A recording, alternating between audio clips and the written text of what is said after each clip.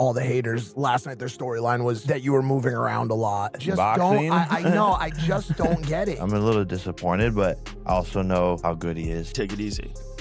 The whole world is watching. There's not a chance he's going to make it look like this guy can box with him. Can you imagine if Jake? A significant difference. And ultimately, he did what he had to do to survive. He tried to sneak in some big shots, but in the end, the better boxer was going to systematically break him down, and that's what he did, and he got the victory. So I left that show on Friday thinking, this feels like a win for everyone involved. Rogan was visibly stunned after hearing rumors that Jake Paul might sue Anthony Joshua over his knockout loss. Reports claim Paul alleges AJ didn't follow instructions during the fight. Rogan countered, saying there was no way Joshua could have held back. As a world champion, AJ's duty is to fight seriously, and letting Paul outbox him was never realistic. The very idea of a lawsuit seemed absurd in that context.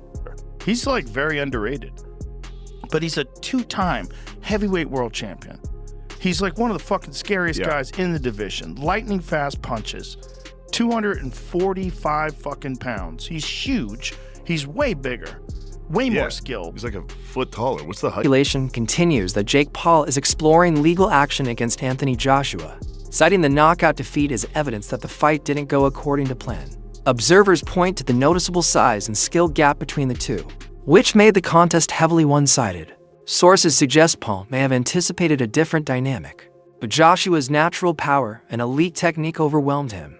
The boxing world is buzzing with debate, questioning whether such a lawsuit could ever hold up given the clear mismatch in ability and strength. Paul's filing a lawsuit and will be taking legal actions days after getting knocked out by Anthony Joshua. So Jake Paul, who suffered a broken jaw after fighting AJ, has had enough of people questioning his legitimacy. JP's manager, Nakisa Bidarian, who's also the MVP co-founder, revealed that they're cracking down and will be suing a number of people for false claims, aka defamation. Folks, claims of Paul and Joshua having an agreement that Anthony Joshua disregarded that eventually led to Jake Paul getting knocked out have been circulating online, henceforth the reason for suing these people who keep on saying that JP's fights are rigged, scripted, or fake. As for Jake Paul himself, well, he recently spoke to his brother Logan and confirmed that 4 titanium plates are in place due to his injuries, with their mother also confirming that 8 When he weighed in with a measured perspective,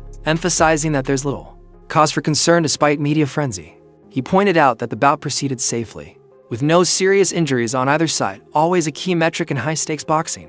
Helwani noted that both fighters displayed discipline, risk management, and professionalism throughout. Preparation and focus were evident, allowing the athletes to compete effectively and exit the ring without harm.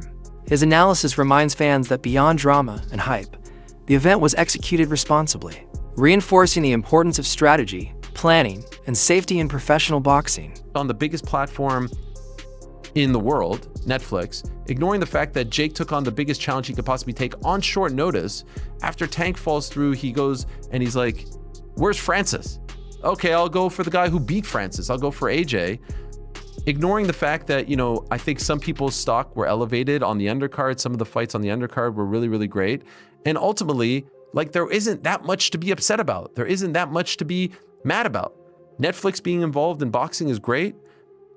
Jake stepping up and taking Anthony's best shots were great. I don't think Anthony looked bad at all. There were times where I felt like he was headhunting. There were times where I felt like he was like trying to knock him out because I think he wanted to get rid of him. But you have to understand, when you have a guy who's running as much as he did and take shots at him or not for the game plan, that was his best way of surviving. It's like trying to chase a wet duck. You have to get him. And I think Anthony did actually a good job of pinning him into the corner sometimes, cutting off the ring, but it's hard to get a guy who's moving so much, who's clinching you, who's trying to do the antics that he was doing. That was the best chance for Jake to survive and then hope that he could crack him. He got tired, the ring was big. It was 22 by 22 as opposed to 20 by 20. There was a significant difference. And ultimately, he did what he had to do to survive. He tried to sneak in some big shots, but in the end, the better boxer was going to systematically break him down, and that's what he did, and he got the victory. So I left that show on Friday thinking, this feels like a win for everyone involved. This feels like a win for Netflix, a win for MVP, a win for Eddie and AJ and Matchroom. That's their guy. A win for Jake, and then a win for all the other fighters. I actually thought in a way it was the best of all the Netflix cards so far as the 3 MVP cards. People were a little disappointed with Taylor Serrano and the main event and the lack of action. People had their say about, you know, Jake and Tyson and the streaming issues and whatnot.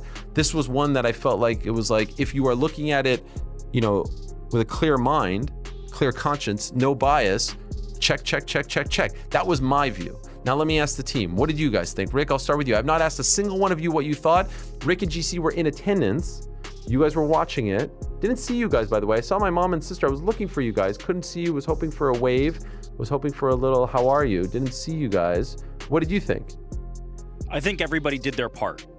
I think you kind of touched on the fact that it seemed like everybody involved won. I don't know if I say that. I think you could kind of debate individuals, but I think everybody did their part. And for that, I mean, for the longest time we've been hearing, and the outcry has been, Jake Paul doesn't take real fights. We have to see Jake Paul in a real fight. That's the only thing that I care about. He doesn't take real fights. He only fights old people. He only fights this. He only fights that. He delivered. He put his nuts on the table and he said, I'm going to take a real fight. Not only am I going to take a real fight, I'm going to fight a former heavyweight champion with knockout power who just dispatched of Francis Ngannou 2 fights ago in a way that was quite devastating. I'm going to go in against that guy. So to me, Jake Paul held up his side of the equation. I kind of view these I didn't have high expectations in terms of the boxing product. I think of this like the way that some people used to say, like, I read Playboy for the articles. I don't watch Jake Paul fights for boxing. I watch Jake Paul fights for spectacle. Like, if you came in thinking that this was going to be a display of the greatest boxing you've ever seen, you're just misinformed. Like, I don't know what you could possibly... Financial realities also enter the discussion. Reports indicate that Anthony Joshua has already lost a large portion of his fight earnings to taxes, leaving roughly $43 million for himself and his team. This highlights the high-stakes nature of professional boxing, where even elite fighters face substantial deductions, showing that the monetary side of the sport can be just as intense and complicated as the physical battles inside. Joshua lost half of his earnings for the fight with Jake Paul because he's a UK resident and the fight was in USA. He won the fight with Jake Paul, but USA and UK won him. For that fight, he's supposed to get $93 million. 37% of it went to taxes in USA, almost $35 million. Also around $15 million a tax to UK because the fight was not in the country. And if the fight was in UK, he would pay 3 times more tax. So from $93 million, he end up earning only $43 million. This is weird, guys. If the fight was in Dubai, he would get all $93 million. Here, the government supports you to make money, not to lose money. Anthony Joshua and all the other sports guys, contact me and I will help you. Eddie Hearn offered his take on how the fight played out, emphasizing that it was conducted fairly and without unnecessary theatrics. He explained that Jake Paul fully understood his limitations, and that winning against a world-class fighter like Joshua was unrealistic. Paul's strategy focused on survival, using movement and evasive tactics to reduce damage while staying active. Hearn stressed that the approach was about managing risk intelligently, rather than dominating. Both fighters entered the contest with clear objectives, balancing competitiveness with safety. The fight became a controlled battle where professionalism, strategy, and caution shaped the outcome more than brute force. Jake was running and Jake was held. But listen, I mean, at the end of the day, Jake had one job, and that was to try and survive. I mean, he was never, ever going to win the fight, ever, ever. And if you would have said to me, do I think he'll go 6 rounds? I would have said absolutely not. I mean, I felt that it would take AJ a couple of rounds to get hold of him, because I knew Jake can move a bit and he'd be moving off the back foot and he'd be holding. But it was the way that he did it, I think, was actually quite impressive. Like, not that particular part, but the way that he would, the way that he was strong in the clinch. He wouldn't let AJ get his shots off in the clinch. He made him miss a few times. And obviously AJ's been out of the ring for a while. But to be honest, I think the most fascinating thing of the whole night in terms of the fight was how he didn't get flatlined by that right hand. I mean, I said going into the fight, he's probably going to take AJ a few rounds to get hold of him. And I also said, as soon as he lands clean, the fight's over, right? He landed a few before, but the first that he landed really clean was the final shot. But, he never flatlined Jake. I mean, he did break his jaw in 2 places, which is a disaster, but there are a lot of heavyweights that would have been out cold from that right hand. I mean, one of them was Francis Ngannou in a pretty similar shot, really.